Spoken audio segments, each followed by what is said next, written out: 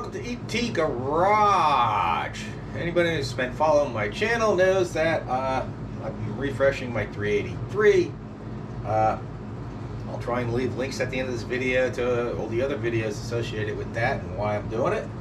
And today I'm just going to go quick video what I'm doing while I'm waiting on my engine block to come back from the machine shop. So let me change camera positions and we'll get into it.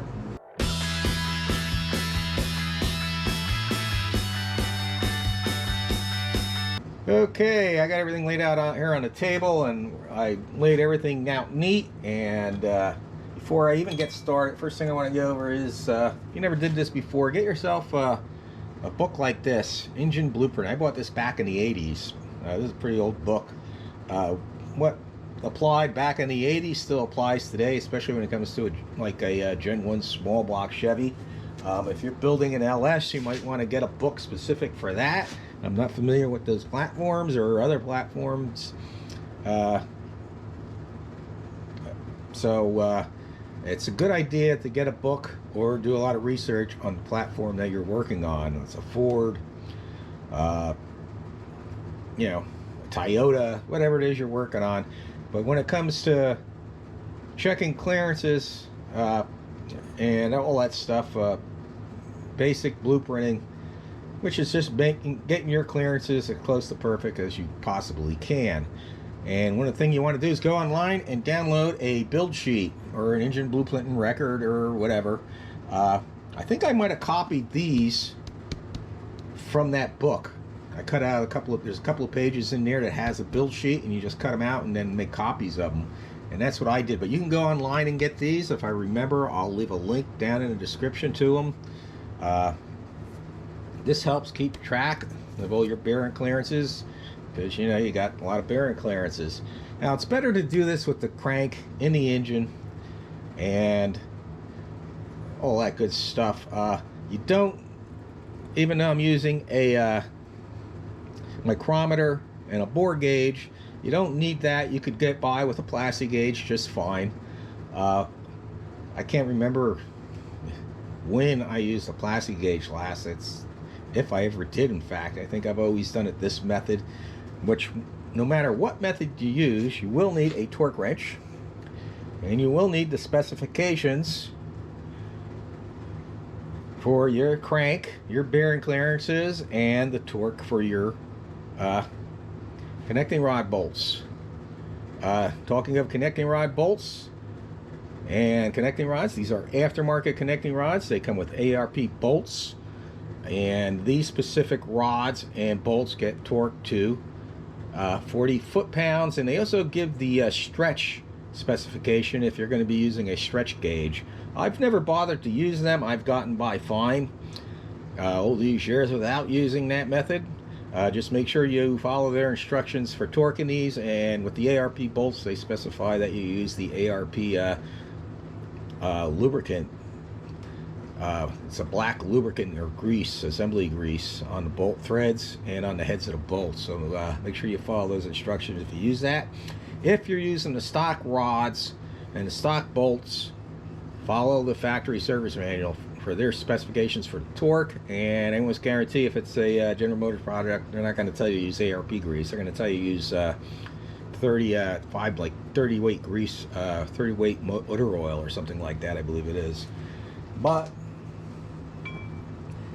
what's really important is, as long as your journals and your throws are all within tolerance, is of course the distance between your bearing and the journal or the crank throw. That's what's important. The actual dimension isn't important. The surface finish is important, and the bearing clearance is important. And you always check these bearing clearances with these torqued. Don't check your bearing clearances without torquing these. You will get an erroneous reading.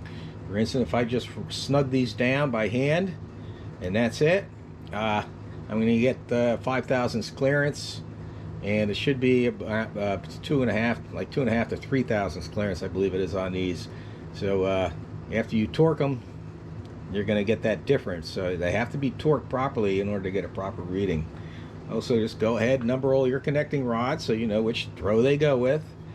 Another thing you want to check is aftermarket cranks, especially. They'll have a large radius on the throws and the probably the mains too.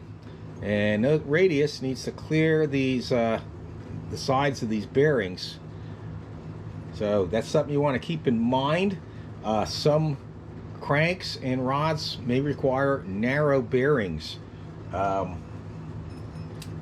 Way you can tell if your bearings are narrow bearings, and I don't know if you can see this in this video, but basically on the back it'll have the size of the bearing. Like this will just say STD, which is standard. I'm not sure if you guys can see that or not, but and if it's undersized or oversized, it'll have the size on there, like a 100 thousandths or 0.001 or whatever this clearance is. And if it's a narrow bearing, it will be have an N by it for narrow, and that's to clear the radius on your crank. So that's really where you need to know. In the meantime, I did get my heads back. They did them right away. I'll do that in a separate video. Really, that's about it, I guess. Well, that's about, like I said just a second ago, that's about it for this video. It's really, all I can do is get everything prepped for when that block gets back, and then the only thing I'll need to do is check like the crankshaft mains clearances on the bearings there, and check those, check the piston, the cylinder wall clearance, and the pin clearance, which should be fine. I'm not worried about that one bit. And what else? Oh, the ring gap I need to check. I did order pre-gapped piston rings. I'll go into that in another video when I put it together. Right now it's just a waiting game, waiting for it to get that block back. Can't really think of too much else. In the meantime, I'm going to be doing things like wire wheeling the head bolts and stuff. Make sure all the threads are cleaned. Talking to the crank, flex bait bolts. So maybe I'll make another video about that.